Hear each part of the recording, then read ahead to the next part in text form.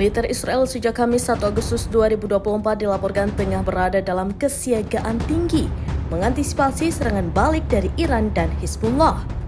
Hal tersebut buntut dari pembunuhan kepala militer Hizbullah Fuad Shukr di Beirut dan pemimpin Hamas Ismail Haniyeh di Teheran.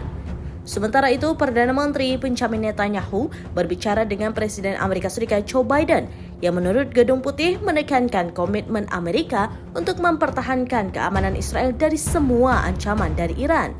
Keduanya membahas pengerahan militer Amerika Serikat yang baru untuk melindungi dari kemungkinan serangan rudal balistik dan pesawat nirawak.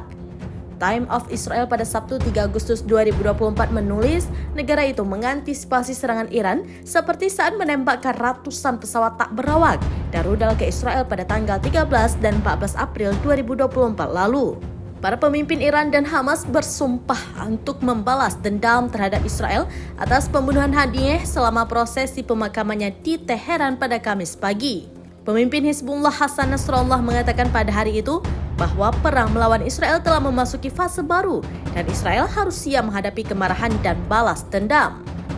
Sementara pasukan pertahanan Israel IDF telah mengklaim bertanggung jawab atas pembunuhan Shukr, Israel belum secara resmi mengomentari pembunuhan Haniyeh yang dituduhkan Hamas, Iran, dan sekutu mereka. Download Tribun X sekarang, menghadirkan lokal menjadi Indonesia.